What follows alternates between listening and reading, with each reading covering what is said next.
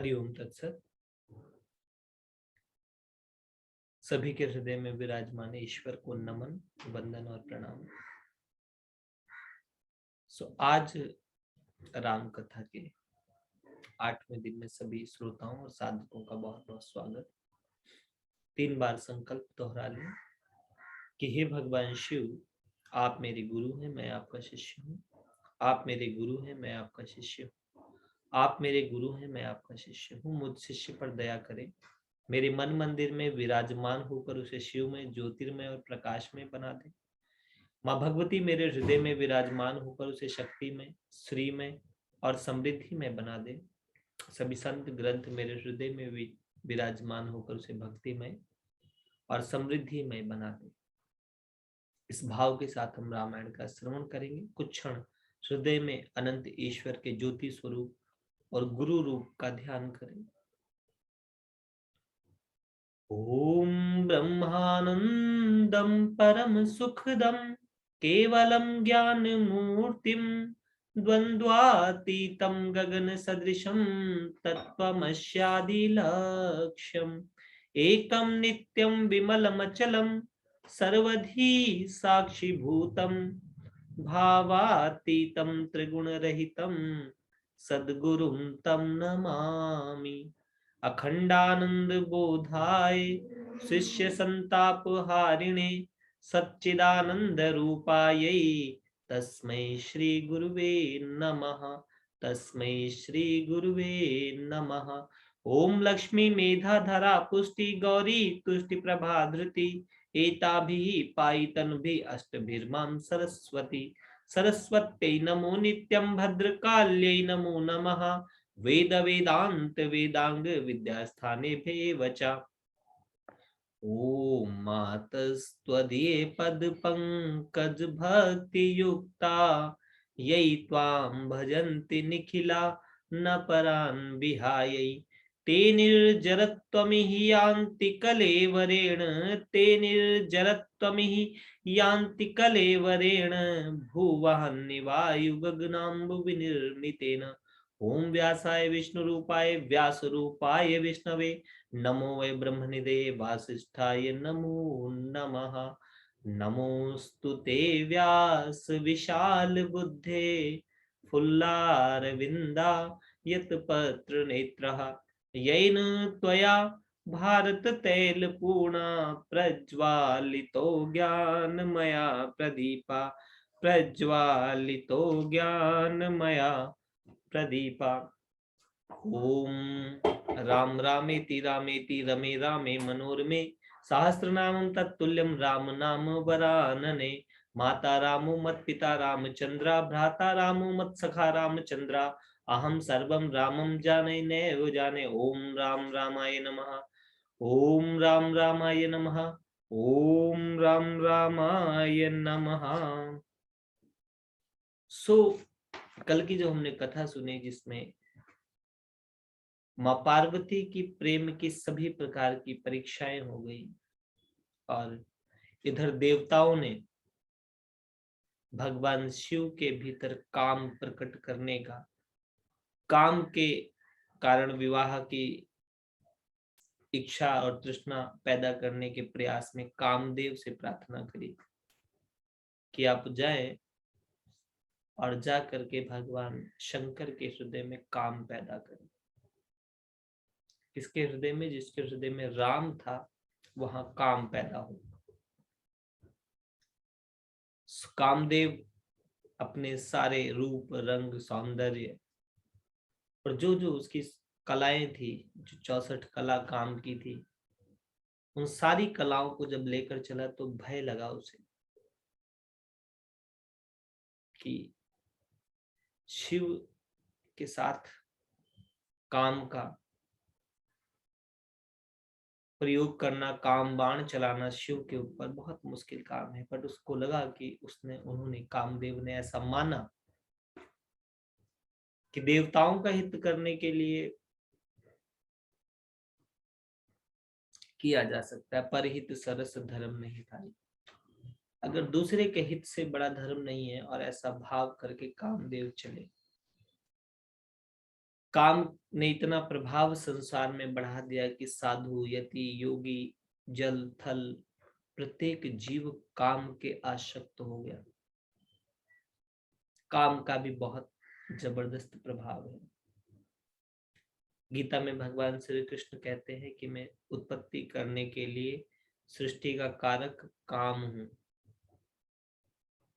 मनुष्य जीवन के 3 मनोरथों में धर्म, अर्थ, काम, काम के बाद ही मोक्ष है। बट वह काम कब सार्थक है? जब धर्म और अर्थ पूर्ण हो गया हो तब काम। और जो योगी होते हैं, जो सन्यासी हैं, जो तपस्वी हैं, वो एक काम नहीं, या तो वह निष्काम है या पूर्ण काम है। और भगवान शंकर पूर्ण काम है, और पूर्ण काम होते हुए अकाम भी है। तो कामदेव ने बहुत प्रकार की लीलाएं दिखाई, रचाई, और अंत में उसने काम बाण शिव पर छोड़ा।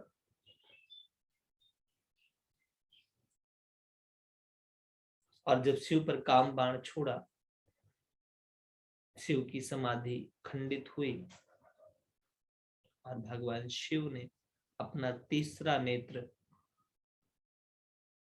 खोलकर काम को देखा। काम तुरंत भस्म हो गया, स्वाहा हो गया। हाहाकार मच गया कि अगर सृष्टि में काम ही नहीं होगा तो उत्पत्ति कैसे होगी, सृष्टि चलेगी कैसे? क्योंकि सृष्टि में काम महत्वपूर्ण है। बहुत सारे लोग सोचते हैं कि काम बेकार है, या काम का अपना काम है। सो योगी तपस्वी काम के अधीन नहीं होते हैं, काम अपने अधीन करके रखते हैं। भोगी मनुष्य काम के अधीन होता है, कामनाओं के अधीन होता है, और वही कामना उसको जीवन भर दौड़ाती रहती है। कामना वासना, कामना और वासना मनुष्य को प्रकृति से मिली है। 2 लोगों के शरीर में काम जागा तब हमारी उत्पत्ति हुई है। तो काम से राम तक की एक यात्रा की जा सकती है। काम से राम की तरफ जाने के लिए तपस्या और साधना का मार्ग लिया जा सकता है। काम से राम की ओर जाने के लिए भक्ति का मार्ग लिया जा सकता है।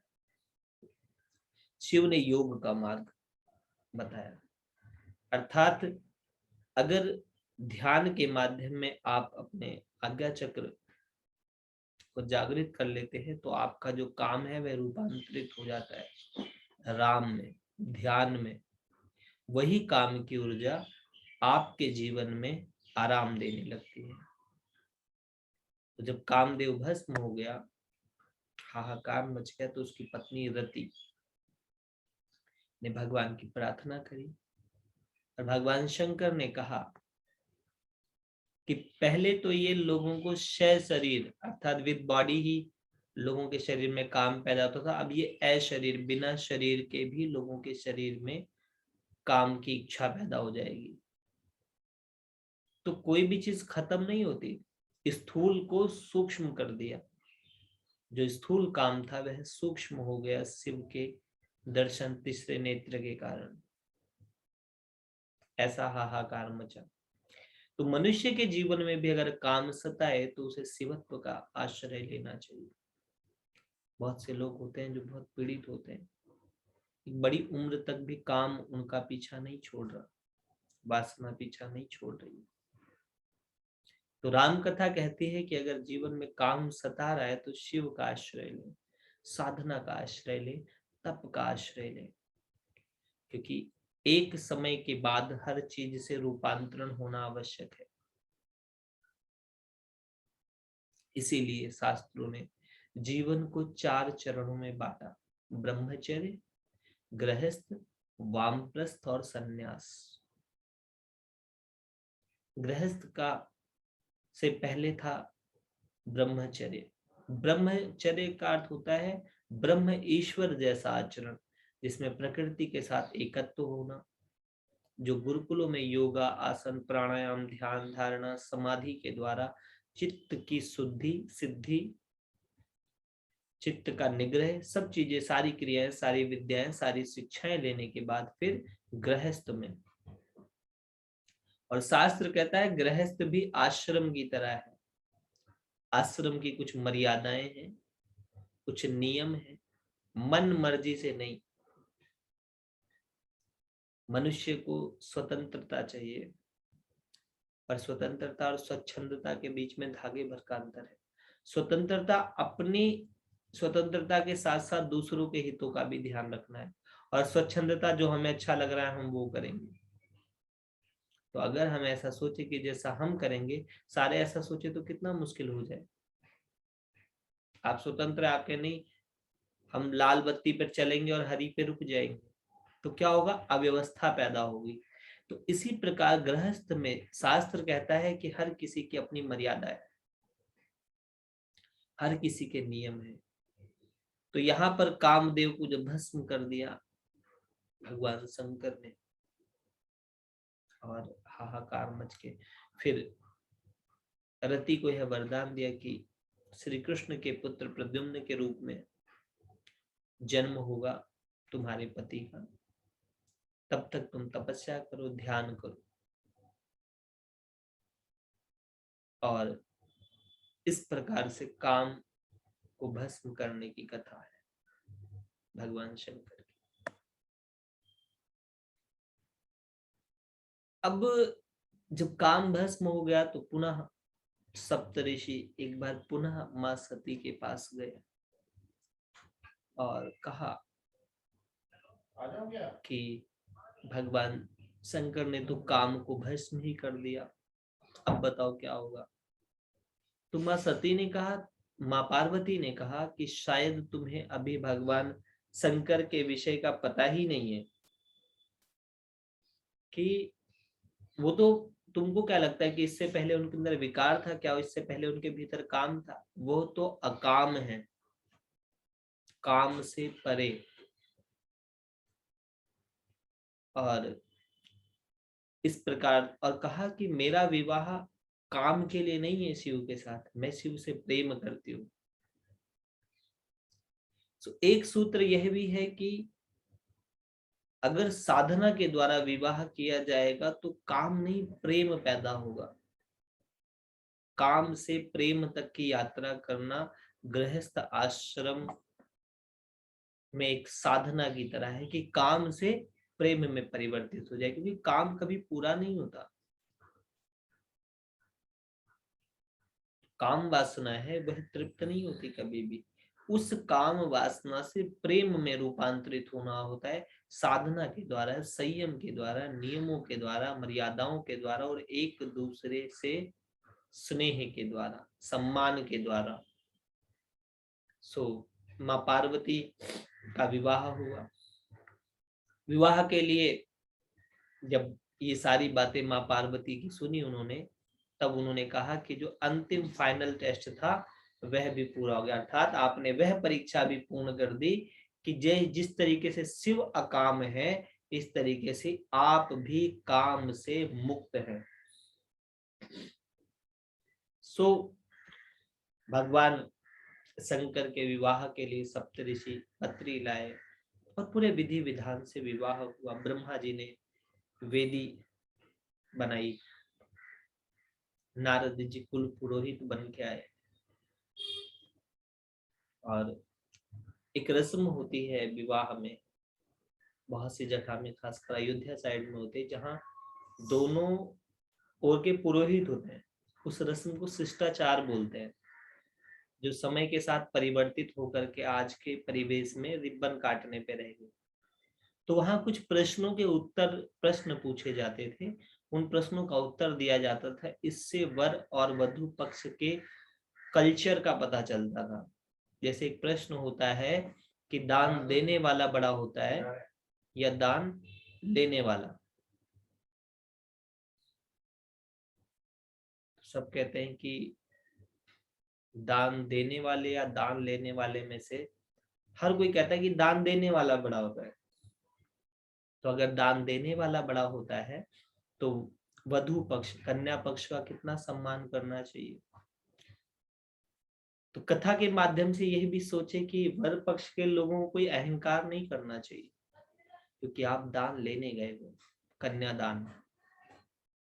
हालांकि ये शब्दों का ही हेर फेर है, ऐसा कन्या कोई वस्तु नहीं है जिसका दान दिया जा सके, लेकिन ये उस समय के भाव दशा के हिसाब से कुछ शब्द थे। कन्या अपने आप में एक अपना व्यक्तित्व है, तो उसका कोई दान नहीं दे सकता। सिर्फ ये है कि वह पहले किसी और की रेस्पॉन्सिबिलिटी बनकर थी, आज वो सिर्फ रेस्पॉन्सिबिलिटी चेंज होती है, ट्रांसफर हो जाता है, ऐसा मान लें हम। सो दूसरा प्रश्न फिर कहा कि दान तो अपने गुरु, अपने आचार्य, अपने श्रेष्ठों को दिया जाता है। अपने से जो निकृष्ट है उसको दान नहीं, उसको तो दया दी जाती है, उसको दया भाव से आप कुछ देते हैं। दान तो अपने से श्रेष्ठ को ही दिया जाता है। अपने गुरु को दान देते हैं, अपने आचार्य को दान देते हैं, अपने इष्ट के नाम पर दान देते हैं। तो यहां पर ये बात फिर सिद्ध होती है कि कन्या वाला हमेशा वर पक्ष वाले को बड़ा मानता है और वर पक्ष वाला हमेशा से वधु अर्थात कन्या पक्ष को बड़ा मानता है। तब जो है ये संबंधी हो जाते हैं, अर्थात अपने से श्रेष्ठ दूसरे को मानना, और जिसको आप अपने से ज्यादा श्रेष्ठ मानते हैं उसका स्वतः ही सम्मान करते हैं। हम रेस्पेक्ट ही उसकी करते हैं जिसको अपने से ज्यादा श्रेष्ठ मानते हैं। माँ पार्वती भगवान शिव को बहुत श्रेष्ठ मानती है और भगवान शिव माँ पार्वती को अपने से अधिक स्नेह करते हैं। इस प्रकार जब विवाह, और विवाह में बारात में भी बड़े आनंद, बड़े कौतूहल हुए। भगवान विष्णु ने कहा कि शंकर जी का मेकअप भी हुआ दूल्हे के रूप में, नंदी जी ने उनका और भगवान शंकर के गणों ने उनका श्रृंगार शुरू किया। नंदी ने कहा कि भगवान बाकी तो ठीक है, सेहरे का भी कुछ इंतजाम होना चाहिए। भगवान शंकर जी ने अपनी झोली में से 4-5 सांप निकाले, एक सांप ऐसे लटकाया, 4 ऐसे लटका लिए, बैल पे बैठे हुए थे। फिर बोला बाराती लोग पीछे पीछे चल रहे हैं, तो मैं उल्टे होकर के मतलब बारातियों की तरफ ही मुंह कर लिया और पीठ इस तरफ करके, मतलब बहुत ही विनोदपूर्ण, समझ ना आने वाला स्वरूप बना लिया। तन पर भस्म लगा हुआ था। देवता लोग अपने हिसाब से चले गए कि भाई शंकर जी का जो मेकअप बनाया है, जो अवधूत वेश बनाया है, उस अवधूत भेष के साथ तो भाई ये देवत्व वाला वेश नहीं चलेगा। तो भगवान शंकर ने कहा मैं भी अपने सब गणों को बुला लेता हूँ। जिनको कोई नहीं बुलाता उनको भगवान शंकर ने बुलाया अपने विवाह में। शिव ने अशिव को भी स्वीकार किया, अशिव को भी अपने साथ लेकर चले।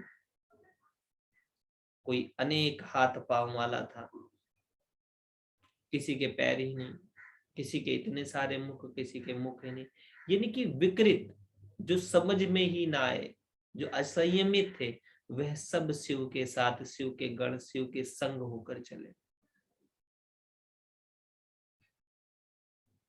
और भगवान शंकर इस विनोदपूर्ण रूप के साथ, इस अवधूत, इस अवघड़ भेष के साथ गए। इस वेश का इतना हिसाब किताब उपद्रवी था कि लोग देखकर भाग जाते थे। आज भी आपको शादियों में भगवान शंकर के वह गण उत्पात मचाते मिल जाएंगे, बुरी तरीके से डांस करते हुए, शोर मचाते हुए। वो डांस ही भगवान शिव के भूत प्रेतों वाला होता है, शालीनता वाला नहीं। और कई आचार्य विनोद पूर्ण मजाक में इस बात को भी कहते हैं, खड़ा खाना जो है वो भगवान शंकर के विवाह से बुफे सिस्टम चला था। नहीं तो पहले पंगत में बिठा करके आपको सर्व किया जाता था, वहीं से खड़ा खाना बना था कि भाई ये भूत प्रेत लोग हैं, खाएंगे गिराएंगे, इनका बाहर ही लगा दो, अपने आप ही निकाल के खा के चले जाएंगे। पर देवताओं की जो पंगत थी वह बैठने की थी, अर्थात देवत्व का जो भोजन है उसमें आपको सर्व किया जाता है, भोजन के साथ प्रेम और सम्मान भी दिया जाता है। लेकिन अगर आपके अंदर है ही उपद्रव, नशा कर रखा है, ऐब कर रखा है, तो उस हिसाब से फिर बाहर ही लगा दिया जाता है, व्यवहारिक स्तर पे कोई खास नहीं होता। तो इस प्रकार जब सब माँ पार्वती की माँ ने, मैना रानी ने देखा भगवान शंकर का रूप, तो कहा कि भाई बहुत गड़बड़ हो गया। और बहुत दुखी भी हुई। फिर माँ पार्वती की प्रार्थना से भगवान शिव ने अपना रूप बदल लिया, अच्छे स्वरूप में आ गए, राजकुमार जैसा भेष बना लिया।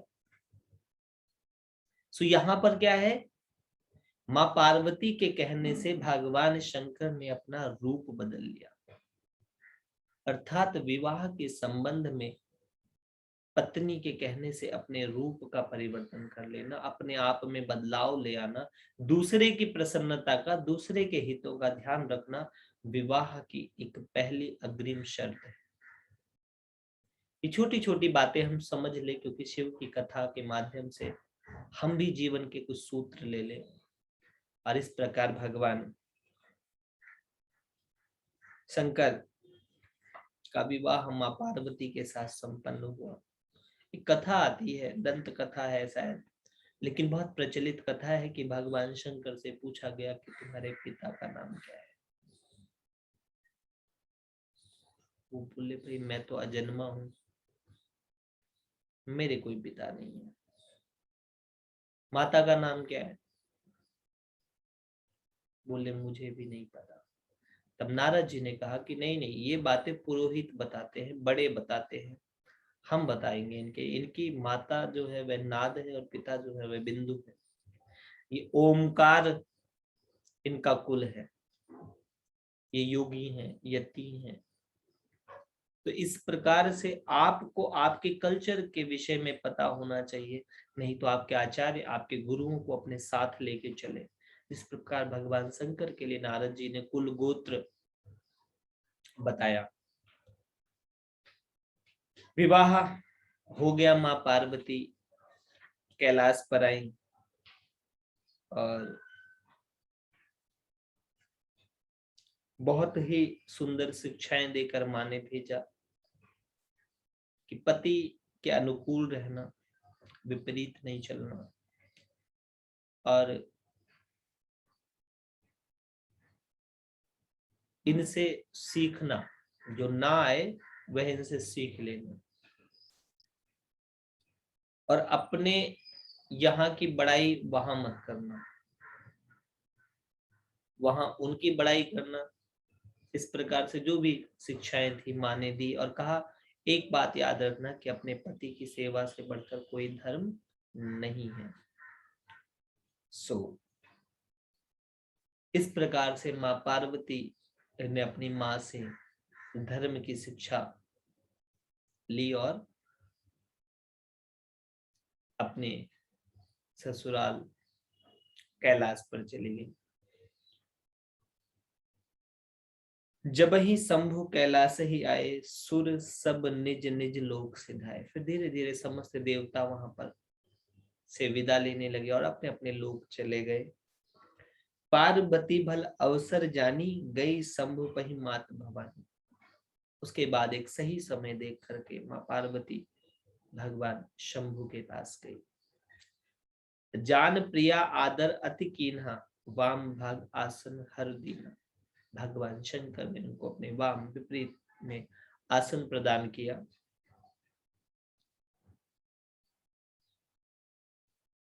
पति ये हित अधिक अनुमानी, बिहस उमा बोली प्रिय वाणी। पति के हृदय को समझ करके बहुत प्यार से माँ पार्वती बोली, राम कथा सुरधेन सम, सेवत सब सुख दान। सत समाज सुरलोक सब, को न सुने असुजान। कि जो राम की अर्थात जो ईश्वर की, जो परमात्मा की कथा है, उससे समस्त सुख मिलते हैं। वह कामधेनु की तरह है। सज्जन समाज, सज्जन पुरुषों के समाज को देवलोक कहा गया। तो हे प्रभु, मुझे उन ईश्वर के विषय में बताए। राम नाम गुण चरित सुहाए, जन्म करण अगणित श्रुत गाए। कि भगवान राम का जो नाम है, जो गुण चरित्र और कर्म है, जिनका वेदों ने भी गुणगान किया है। प्रभु, मुझे ईश्वर के विषय में बताएं, मुझे परमात्मा के विषय में बताएं, मुझे राम के विषय में बताएं। माँ पार्वती धर्म की बात कर रही है। सबसे पहले धर्म की शिक्षा जो शिव के पास है, शिव के पास ज्ञान है, शिव के पास योग है, शिव के पास तप है।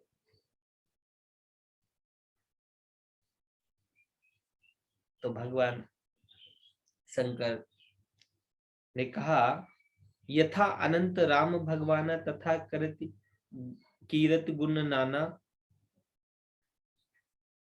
सगुण अगुण नहीं कछु भेदा, गावहि मुनि पुराण बुद्ध बुद्ध वेदा। कहता जो सगुण है और जो निर्गुण है इसमें कोई भेद नहीं है। मनुष्य साकार और निराकार के भेद में जीवन भर उलझा रहता है। वो जो निराकार निर्गुण ईश्वर है वही प्रेम बस भक्ति बस सगुण और साकार हो जाता है। अगुण रूप अलख अज जोई, भगत प्रेम बस सगुण सोही।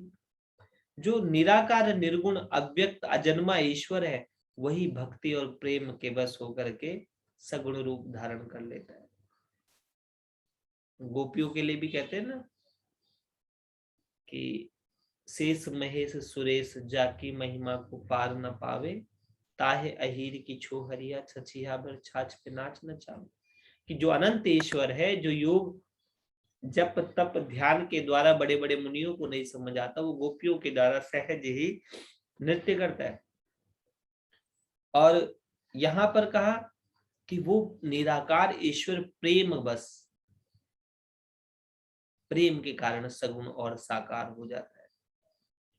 आदि अंत को जास न पावा, मति अनुमान निगम अस गावा। जिसके आदि और अंत का किसी को नहीं पता, हर कोई अपने अनुभव अपनी मति के अनुसार कह रहा है। उस ईश्वर के बारे में मां पार्वती कहते भगवान और बताए कैसे, क्या है वह ईश्वर। तो कहा, बिन पद चले सुने बिन काना, कर बिन करें कर्म विधि नाना, आनंद रहित सकल रस भोगी, बिन वाणी वक्ता बड़ जोगी। वो बिना पैरों के चलता है, बिना कानों के सुनता है, और बिना हाथों के अनंत कार्य कर लेता है। सृष्टि के लय उत्पत्ति विनाश का सारा कार्य वह बिना हाथ पैरों के कर लेता है। इसीलिए कहा जाता है, उत्तम कर्म करो रे भाई, कर्म करो ना काला, लाख आंख से देख रहा है तुम्हें देखने वाला। वो अनंत ईश्वर, अनंत उसके रूप, अनंत उसके नाम। वो सूक्ष्म में इतना सूक्ष्म है कि अणु से भी सूक्ष्म है, और विराट में इतना विराट है कि करोड़ों लाखों ब्रह्मांड भी उसमें समा जाएं और वह फिर भी बच जाता है, इतना विराट। तन बिन परस नयन बिन देखा, ग्रही घ्राण बिन बास असेखा। वह शरीर के बिना स्पर्श नेत्र बिना ही देख लेता है, बिना घ्राण इंद्रिय अर्थात बिना सूंघ नाक के ही वो अनेकों गंधों को एक साथ सूंघ लेता है। इसीलिए जब लोग कोई अगरबत्ती जलाते हैं, आप कुछ भी अर्पित करते हैं, तो वह ईश्वर उसको स्वीकार करता है बिना इंद्रियों के। तदपि संत मुनि वेद पुराना, जस कछ कहे सुमति अनुमाना। तस्मै सुमुख सुनाओ तो ही, समुझ परे जस कारण मोहि। अब मैं आपको वैसा ही सुनाऊंगा हे पार्वती जैसा मैं जानता हूं, और तुम वैसे समझना जिस प्रकार से तुम समझ सको। कथा सुनाने वाले को भी किसी बात का अहंकार नहीं होना चाहिए, क्योंकि उस अनादि अनंत ईश्वर के विषय में जानना आसान नहीं है। सोई जाने ही जिन दे ही जिनाई, तुम्हें जो जाने तुम्हें हुई जाए। तो उसको जानने के बाद उसमें और तुम में भेद खत्म हो जाएगा। तो कहा कि भाई बताइए भगवान, क्यों क्यों भगवान अवतार लेते हैं, मुख्य मुख्य क्या कारण है कि कैसे कैसे राम के अवतार हुए। मां पार्वती के प्रश्न, हर प्रश्न से कथा उतर जाती है। जब एक प्रश्न कि पहले पूछा कि वो भगवान कौन है, निराकार है साकार है, तो कहा सगुण और निर्गुण एक ही बात है, वही निराकार ईश्वर साकार हो जाता है। फिर कहा दूसरा और क्या कारण है, और क्यों आते हैं परमात्मा, क्या क्यों उसको धारण करना पड़ता है मानव शरीर। तो कहा जब जब हो ही धर्म कर हानि, बाढ़े असुर अधम अभिमानी। करहि अनीति जाय नहीं बरनी, सीधहि विप्र सेनु सुर धरनी। अर्थात विप्रों की, गौओं की और देवताओं की जब दुर्दशा होने लगती है असुरों के द्वारा, तब तब प्रभु धरि विविध शरीरा, हरहि कृपा निधि सज्जन पीरा। तब तक वो अनन्य रूपों में, अनेक रूपों में अवतरित होकर के विविध प्रकार के शरीरों को लेकर के सज्जनों की पीड़ा का नाश करते हैं। यहां पर एक ढाढ़स, एक भीतर से एक भावना बनाकर रखना तो ठीक है, लेकिन ज्ञान के माध्यम से आपको भी अपने जीवन के युद्ध स्वयं लड़ने होते हैं। ईश्वर अपना काम करेगा, आप अपना काम करें। क्योंकि कई बार ऐसा लगता है कि हम पूर्ण रूप से ईश्वर के आश्रित होकर के अपने स्वभाव जनित कर्म नहीं करते, तब यह बातें सही सार्थक सिद्ध नहीं होती। भगवान तो सज्जन की पीड़ा हर लेते हैं, लेकिन पहले यह तो चेक कर ले कि हम पूर्ण रूप से सज्जन हैं या नहीं, और कहीं हम किसी सज्जन को पीड़ा तो नहीं दे रहे। यह भी इस कथा के माध्यम से चिंतन का विषय है, ध्यान का विषय है। और कहा बहुत से कारण हुए, एक कारण यह था, किसी भी घटना के पीछे मात्र एक कारण से एक घटना नहीं घटती, उसमें बहुत सारी क्रियाएं, बहुत सारी बातें जुड़ी होती है जिनके कारण से वह घटना घटती है। फिर कहा मनु और शत्रुपा, जिनते भई नर सृष्टि अनूपा। मनु और शत्रुपा, मन और बुद्धि, जिससे बहुत प्रकार की सृष्टि हुई। तो दंपति धर्म आचरण नीका, आज हो गांव श्रुत जिनके लीका। उन्होंने बहुत अच्छे से अपने दाम्पत्य धर्म का पालन किया और उसके बाद घर छोड़ करके तपस्या के लिए चले गए। करहि आहार साक फल कंदा, सुमिर ब्रह्म सच्चिदानंदा। क्या कर रहे थे तपस्या में? तपस्या का बड़ा प्रश्न रहता है कि क्या करते क्या थे तपस्या में। तो क्या था? करहि आहार साक फल कंदा, अर्थात फ्रूट खाते थे, वेजिटेबल्स खाते थे, साग पात, प्राकृतिक भोजन लेते थे। और सुमिर ही ब्रह्म सच्चिदानंदा, उस ब्रह्म सत्य चित आनंद स्वरूप ईश्वर का ध्यान करते थे, जप करते थे। विधि हरिहर तप देखी अपारा, मन सम्मुख अय बहुबारा। अब यहाँ पर भ्रम पैदा होता है, इन चीजों को भी हमें समझना है, क्योंकि मैं रामायण के माध्यम से कुछ चीजों में जहां हम भ्रमित होते हैं उन चीजों को भी क्लियर करने का प्रयास करूंगा। कि विधि हर हर तप देखी अपारा, मनु समीप आए बहुबारा, मांगहु बर बहु भांति लुभाए, परम धीर नहीं चले चलाए। तो इन्होंने क्या कहा कि ब्रह्मा, विष्णु और महेश कई बार आए,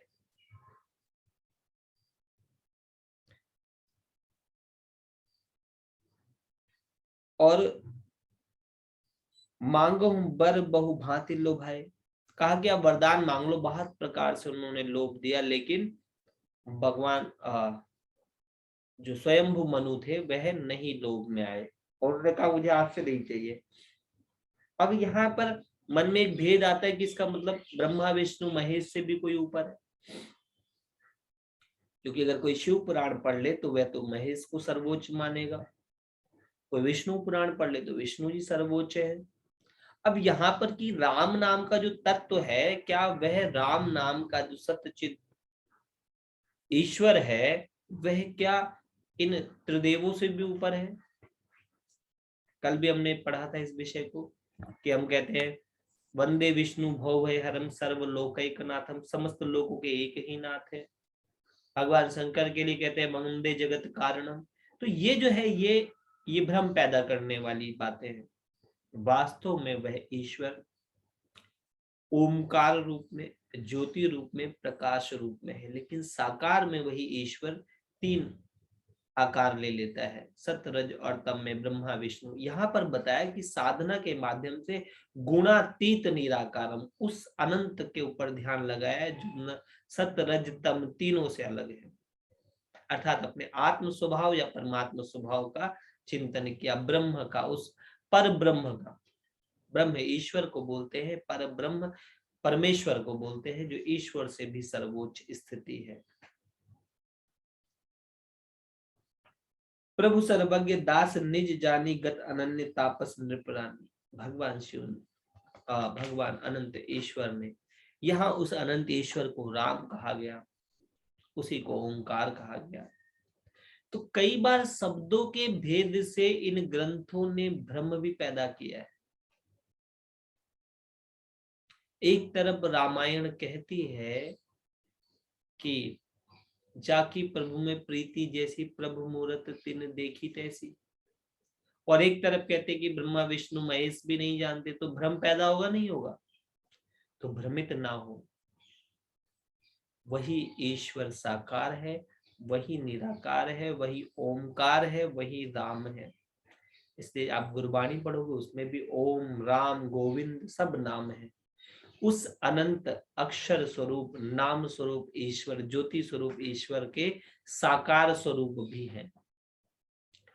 जब आप नाम जब ध्यान के द्वारा उस निराकार से साकार और साकार से निराकार, ये दो नहीं एक ही है। तो वरदान मांग लिया कि भाई मुझे आप जैसा ही पुत्र हो। अब ये भी अद्भुत बात है कि जो निराकार है उसके जैसा पुत्र कैसा होगा? वरदान दिया कि मैं राम मनुष्य रूप में अवतरित होऊंगा।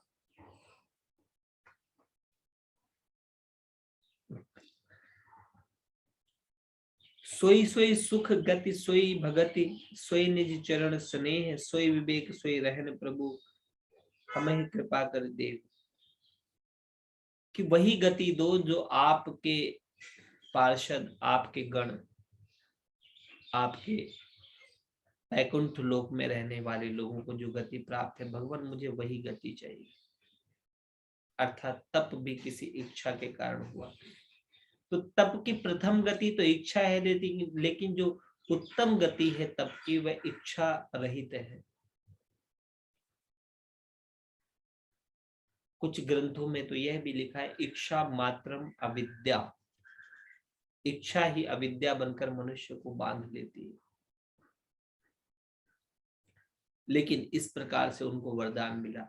तो भगवान के जन्म का एक हेतु क्या है कि असुरता बढ़ जाती है, उनका नाश होता है। दूसरा हेतु क्या है कि भक्तों के हृदय में प्रेम स्नेह और उनकी पीड़ा को दूर करना होता है। और तीसरा हेतु क्या होता है कि जिन्होंने तपस्या करके संकल्प करके ईश्वर को, ईश्वर जैसा पुत्र मांगा है, परमात्मा जैसा पुत्र मांगा है, उनको भी देना। तो यहाँ एक सूत्र और मिलता है कि दाम्पत्य जीवन में साधना के द्वारा उच्च आत्माओं का आवाहन होना चाहिए। तप करके उच्च कोटि की संतान पैदा करनी है, उच्च कोटि की संतान को जन्म देना है, तो पति और पत्नी को भी साधना, उपासना, ध्यान, मेडिटेशन नित्य करना चाहिए। अगर वह नित्य साधना उपासना नहीं करते तो उनसे जो बच्चे पैदा होंगे वे उपद्रवी होंगे। और फिर वही बात होगी, माँ नहीं मात पिता नहीं देवा।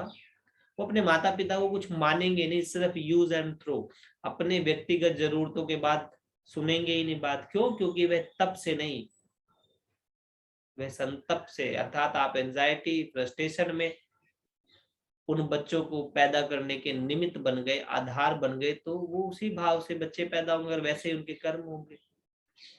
तो हमारे धर्म ग्रंथों में बहुत अद्भुत विद्याएं, जीवन जीने के लिए, संतान उत्पत्ति करने के लिए भी ध्यान और साधना का विधान था। वासना को भी साधना और उपासना पूर्वक करने की जो परंपरा है वह सनातन परंपरा है, कि वासना जो है वह उपासना बन जाए। लेकिन ऐसा कब होगा? जब जीवन के अंदर ईश्वर का भी एक हिस्सा हो। काम अगर 8 घंटे कर रहे हैं तो 1 घंटे राम के लिए भी निकाल दे और 1 घंटे आराम के लिए भी निकाल दे। बहुत से लोग तो बेचारे आराम ही नहीं करते, रात को भी नींद नहीं लेते, फिर धीरे धीरे शरीर में बहुत सारे रोग पैदा हो जाते हैं। तो रामायण के माध्यम से जीवन के चारों पक्षों को संभाल कर चलना हमें सीखना है। संतानोत्पत्ति से पहले तप साधना करनी है, विवाह से पहले योग सीख ले, ध्यान सीख ले, जप सीख ले, ताकि एक दूसरे को परेशान करने के बजाय एक दूसरे के सहयोगी बन सके। पति पत्नी दोनों एक दूसरे के पूरक है, एक दूसरे के दुश्मन नहीं है। आज समाज में मैक्सिमम जोक जो है, चुटकुले जो है, वह स्त्री पुरुष, पति पत्नी, प्रेमी प्रेमिका के ऊपर बनाए हुए हैं, जबकि ये एक दूसरे के पूरक हैं, एक दूसरे के सपोर्टर हैं, एक दूसरे के सहयोगी हैं, और यह सम्मान का रिश्ता है। तो जो रिश्ता सम्मान का, जो रिश्ता स्नेह का, जो रिश्ता स्वीकार का, जो रिश्ता स्वेच्छा का है, उसके अंदर अगर खींचतान मच रही है तो इसका अर्थ है कि हमने तप नहीं किया, हमने ध्यान नहीं किया, हमने तपस्या नहीं की, हमने साधना नहीं की, तो हमारा अहंकार ही बैलेंस नहीं हो रहा। अब अहंकार बैलेंस नहीं होगा तो सिर्फ युद्ध होगा, और अगर अहंकार एक दूसरे के प्रति बैलेंस हो जाए तो युद्ध की जगह स्नेह, प्रेम और सुख होगा। फिर कहा और भी कोई कारण है? कहा और भी कारण है, एक कारण से नहीं है। एक कारण होगा कि सुन मुनि कथा पुनीत पुरानी, जो गिरिजा प्रति शंभु बखानी। याज्ञवल्क्य जी बोलते हैं कि हे भारद्वाज, और भी कारण था। एक राजा प्रताप भानु था, बहुत पॉजिटिव, बहुत अच्छा राजा था, और धर्म रुचि। उसके मंत्री का जो नाम था वो धर्म रुचि था। एक बार इनको ब्राह्मणों ने श्राप दे दिया कि कुल समेत राक्षस हो जाओ, तो इनके उद्धार के लिए राम जन्म हुआ। दो गण मेरे अति प्यारे थे, मुनिराज से जाए मजाक किया, इस कारण ही हे प्रिय सुनो मुनिराज ने घोर श्राप दिया। जय और विजय नाम के दो गण थे, उनको श्राप दे दिया नारद मुनि ने। इस कारण से उनके श्राप की मुक्ति के लिए भी राम का अवतार हुआ। अब यहाँ एक चीज मैं आपको और बताऊं कि जो सही था वह गलत हुआ, और गलत से पुनः सही होना, यह भी इस प्रकृति की व्यवस्था है। जिनके साथ आज बहुत अच्छा संबंध है, कल खराब हो जाएगा, परसों फिर अच्छा होगा। यह भी प्रकृति का सिद्धांत है। जैसे हर दिन के आगे और पीछे रात है, और हर रात के आगे और पीछे दिन है। पॉजिटिव और नेगेटिव दोनों जीवन के हिस्से हैं। कई लोग सोचते हैं बी पॉजिटिव, बी पॉजिटिव। जीवन सिर्फ पॉजिटिव नहीं है, जीवन में नेगेटिव पना भी है, नकारात्मकता भी जीवन है। जीवन शांति ही नहीं है, अशांति भी जीवन है। जीवन दुख ही नहीं, सुख भी है, और सुख ही नहीं, दुख भी है। आपके हर सुख के दूसरे सिरे पर दुख है, और हर दुख के अगले सिरे पर सुख है। ये जो दुख और सुख के मध्य केंद्र बिंदु है उसे ध्यान कहते हैं। जिसने उस ज्ञान केंद्र बिंदु को, उस ध्यान को, उस ज्ञान को पा लिया, वह सुख और दुख दोनों से मुक्त हो जाता है, और वह इस जीवन को एक नाटक की तरह, एक लीला की तरह खेलता है। यहाँ जो काम में आसक्त था वह राम में आसक्त हो गया। ऐसी भी बहुत सी कथाएं, और राम वालों को भी काम ने सताया है। अर्थात अगर किसी के भीतर काम वासना जागृत है तो इसका अर्थ ये नहीं कि वह गलत है, वह भी प्रकृति से ही उसको मिली है। और जिसके भीतर राम, ईश्वर की, वह भी प्रकृति और ईश्वर के कारणों से ही मिली है। उमादार जोशित की नहीं, सब ही नचावत राम गोसाई। इस सृष्टि में ईश्वर कि प्रकृति जो है, ईश्वर ही सबको चला रहा है, नचा रहा है, लेकिन कैसे? कोई व्यक्ति रूप में नहीं, समष्टि रूप में, प्रकृति के नियमों के हिसाब से। इस प्रकृति के जो नियम है उसके हिसाब से ईश्वर सबको चला रहा है। सो भगवान राम की कथा अब माँ पार्वती अलग तरीके से सुन और बार बार प्रश्न करके और जिज्ञासा से पूछ रही। क्यों पूछ रही है? क्योंकि आज समर्पण है, आज वह स्वयं से श्रेष्ठ मान रही है वक्ता को, तब उसकी सुन रही है। आप उसी की बात मानते हैं जिसको कुछ मानते हैं, जिसको आप कुछ नहीं मानते उसकी बात नहीं समझ आती है। तो भगवान शंकर के माध्यम से एक बात और मैं आपको इस कथा में आज बहुत अद्भुत बताऊं कि जब तक कोई पूछे नहीं तब तक ज्ञान नहीं देना। बिना पूछे अगर बताओगे तो वह ज्ञान दो कौड़ी का, किसी मूल्य का नहीं रह जाएगा। आज माँ पार्वती पूछ रही है तो भगवान शंकर बता रहे हैं। पूछे, कोई पूछे और उसके बाद बताया जाए तो अद्भुत बात है। आप मेडिटेशन कर रहे, करें, लोगों को इनवाइट भी करें, लेकिन उतनी ही बात करें जितनी जरूरत है। जब तक सामने वाला न पूछे तब तक बिना पूछे न बताए, नहीं तो ज्ञान की भी दुर्दशा हो जाती है। वह ज्ञान किसी काम का नहीं रहता। सो माँ पार्वती आज जानना चाह रही है, और माँ पार्वती जो जानना चाह रही है वो खाली माँ पार्वती की बात नहीं, वो हम सब के जीवन की बात है। हम सब भी तो जानना चाहते हैं कि ईश्वर क्या है, क्यों है, कैसे अवतार लेता है, और जिनका विनाश होता है वह कौन है। क्या असुरों का ही विनाश होता है? देवताओं का विनाश नहीं होता। विनाश तो सबका होता है इस सृष्टि में। हर वो चीज जो जन्मी है उसकी मृत्यु होगी। जो कुछ आज है ये जरूर किसी दिन नहीं रहेगा, पुनः फिर अवतरित होगा। तो प्रकृति के बदलाव को, प्रकृति के जो बदलते हुए परिवेश है उनको जानना, उनको समझना और ईश्वर के साथ समर्पित भाव से एक तत्व होकर के रहना ज्ञान है। भगवान शंकर का विवाह माँ पार्वती के साथ हो गया, और माँ पार्वती ने अनेक अनेक चीजें पूछी ज्ञान के विषय में, राम के विषय में, परमात्मा के विषय में। और भगवान शंकर बताते रहे कि कैसे जो एक राजा था श्रापवश राक्षस हो गया। अब ये श्राप देने वाले बड़े मुझे अद्भुत प्राणी लगते हैं। जय विजय को श्राप किसने दे दिया? नारायण के द्वारपाल थे तो जय और विजय। किसने श्राप दे दिया? सनत कुमारों ने। राक्षस हो गया। अब यहां विषय जो निर्विकार जो है वे श्राप कैसे दे सकते हैं? चिंतन का विषय है, ध्यान का विषय है कि इतनी सी बात पर इतना घोर श्राप। वास्तव में यह श्राप और वरदान दोनों विधि ईश्वर के विधान के हिसाब से ही चलता है। अनेक कारण हैं जिनको कारणों को समझना बहुत ही मुश्किल काम है।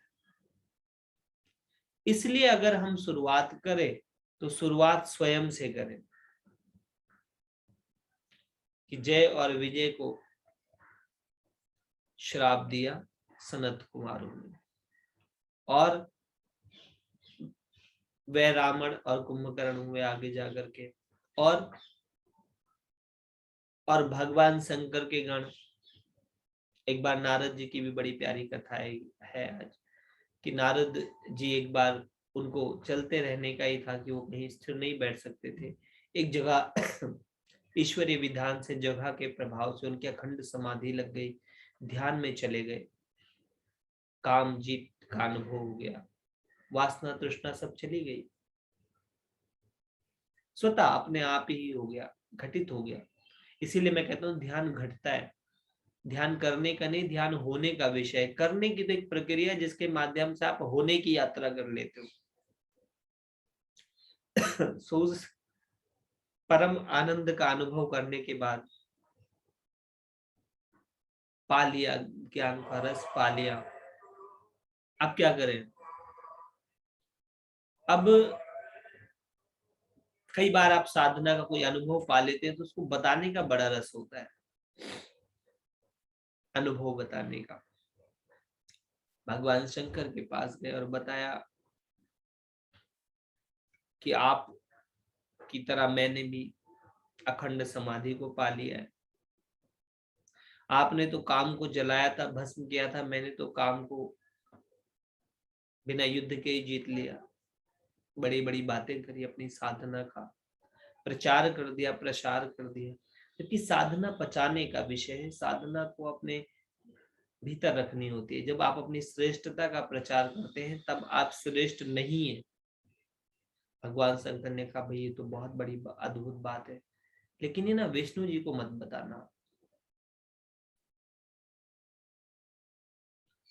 राधे श्याम रामायण में आता है, कमले तुम खूब जानती हो कि गर्वहारी है नाम मेरा। अर्थात हे लक्ष्मी, तुम खूब जानते हो कि अहंकार का भक्षण करता हूं। लेकिन भगवान शंकर के मना करने पे भी, और ध्यान के गुरु हैं भगवान शंकर, ध्यान के द्वारा जो अनुभव किया, गुरु का विरोध हो गया, चले गए नारायण के पास, बताने लगे उन्हें कि भगवान अब शंकर जी और मेरे में कोई भेद नहीं रहा, मैं भी उनकी तरह ही हो गया हूँ। अपने आप को तुलना करने लगे तो विष्णु जी ने कहा ओहो ये तो बहुत अद्भुत बात है, आप तो वैसे ही बहुत श्रेष्ठ हो। अहंकार अगर बढ़ा और कोई इस पे तारीफ कर दे तो और समस्या हो जाती है। इसीलिए साधक को सम्मान से और अपमान से दोनों से बचकर रहना चाहिए। सम्मान जो है वो आपका नहीं है, वो साधना का है, वो ईश्वर की कृपा का है, उस ईश्वर की दया का है। और अपमान भी आपका नहीं, वो सामने वाले की मूर्खता का है। तो एक साधक अपमान और सम्मान दोनों से मुक्त रहता है, तभी वह साधना की उस ऊंचाई को हासिल करता है जहां पर परम सुख है, परम आनंद है। सो नारद जी ने भगवान विष्णु के आगे भी अपनी तपस्या की बड़ी बड़ी बातें कर दी, जो तपस्या हरि कृपा से घटित हुई थी, जो साधना, जो समाधि ईश्वरीय कृपा से घटित हो गई थी, स्वतः ही हो गई थी, उसका अहंकार पाल लिया। कुछ दूर गए तो देखा एक बहुत सुंदर नगर था, माया नगर। उस नगर में गए, नगर के अंदर जाकर देखा तो एक बहुत अच्छी कन्या थी, बहुत सुंदर कन्या, लक्ष्मी जैसी दिव्य। नारद जी ने जाकर के उस कन्या का हाथ वाथ देख के बताया कि इसका पति तो विष्णु जैसा, नारायण जैसा होगा, योगी होगा, तपस्वी होगा। और ऐसी ऐसी बातें बता दी। और उसके बाद उसके स्वयंवर में कहा इसका स्वयंवर करो।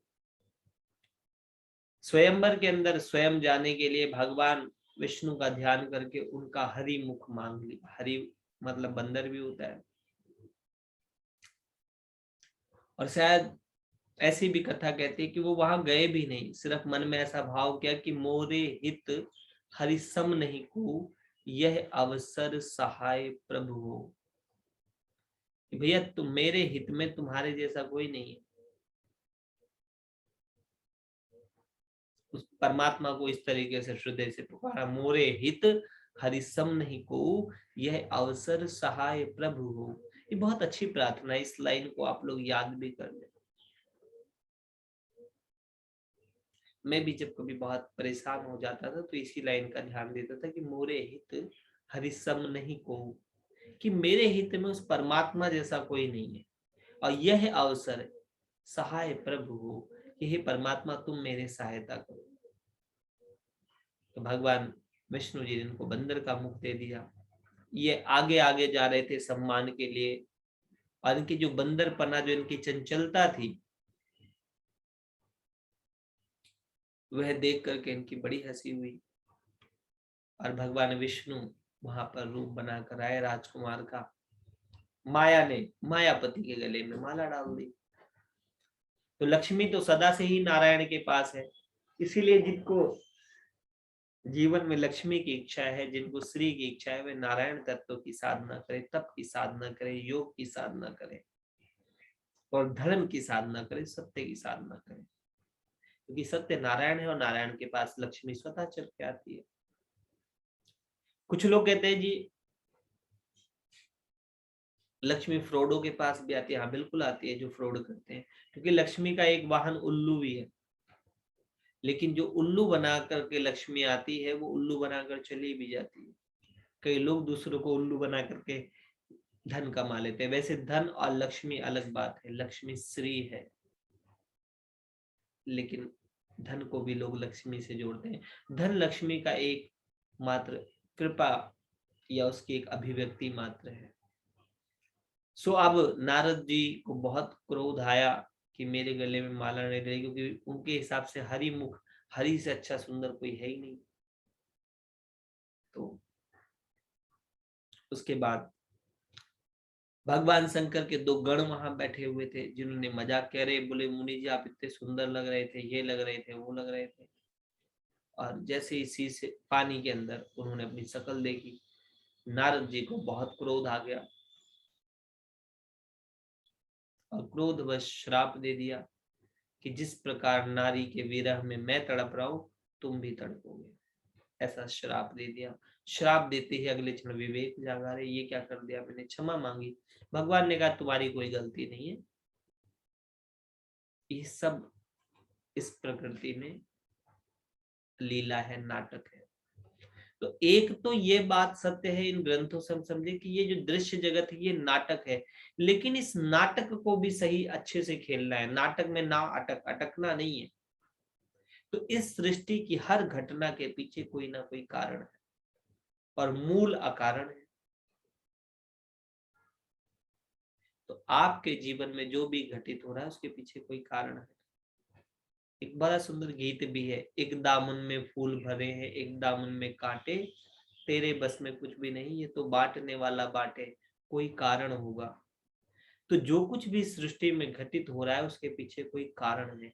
अगर आप जीवन के उन घटनाओं को ठीक करना चाहते हैं तो आपको अपने कारण शरीर को ठीक करना पड़ेगा, और एक ही साधन है उसका,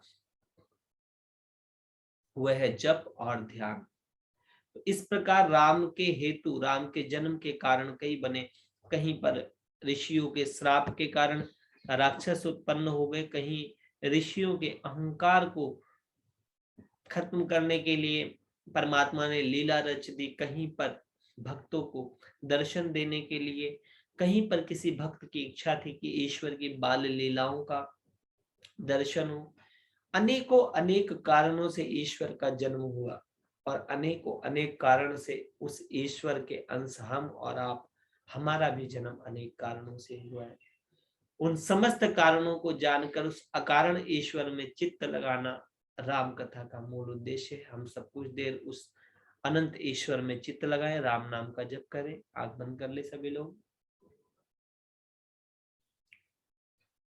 ओम श्री राम जय राम जय जय राम, श्री राम जय राम जय जय राम, श्री राम जय राम जय जय राम, श्री राम जय राम जय जय राम, श्री राम जय राम जय जय राम, श्री राम जय राम जय जय राम, श्री राम जय राम जय जय राम, श्री राम जय राम जय जय राम, श्री राम जय राम जय जय राम। ओम राम रामाय नमः, ओम राम रामाय नमः, ओम राम रामाय नमः, ओम राम रामेति रामेति रमे रामे मनोरमे सहस्रनाम तत्तुल्यं राम नाम वरानने, ओम नमस्वरंताय सहस्त्रमूर्ते सहस्रपादाक्ष शिशिरोर्भावे सहस्रनाम्ने पुरुषाय शाश्वते सहस्रकोटि युगधारिणे नमः। हरि ओम तत्सत, हरि ओम तत्सत, हरि ओम तत्सत। सभी के हृदय में विराजमान ईश्वर को नमन वंदन और प्रणाम। आज की कथा यहीं पर विराम होती है। किसी का कोई प्रश्न है तो पूछ सकते हैं। हाँ जी विशाल जी, आपने कहा ईश्वर और परमेश्वर, वो मैं नहीं अंतर जान पाई। अंतर तो नहीं जानना है, सबसे पहले अपने हृदय में जो आपके विराजमान है वह ही, जी और जिसमें जिसके हृदय में आप विराजमान हो वह परमेश्वर तत्व है। अच्छा जी, जब आप, ईश्वर परमेश्वर, हाँ एक ही चीज है ना ईश्वर परमेश्वर वैसे तो। एक ही है, जिस प्रकार समुद्र और बूंद ठीक जी, का बिल्कुल विराट स्वरूप है, बूंद उसका सूक्ष्म स्वरूप है, ईश्वर उसका सूक्ष्म स्वरूप है और परमेश्वर उसका विराट स्वरूप है। बिल्कुल, वेरी गुड एग्जाम्पल, एकदम समझ गई मैं।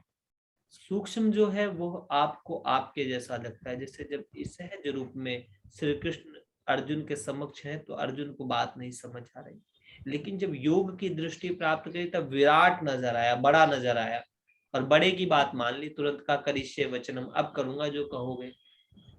तो जब ठीक है, आप सूक्ष्म और सहज रूप में ईश्वर आपके सामने होता है तब आप उसके साथ वैसा व्यवहार करते हैं अपनों जैसा। जैसे राम सहज स्वरूप में थे तो माँ सती को नहीं समझ आ रही थी, लेकिन जब प्रभाव दिखाया, विराट दिखाया, बड़ा दिखाया, तब ईश्वर जो है वह सूक्ष्म स्वरूप है और परमेश्वर विराट स्वरूप विराट सर, ठीक है, थैंक यू। है। हरिओम। हरिओम सर।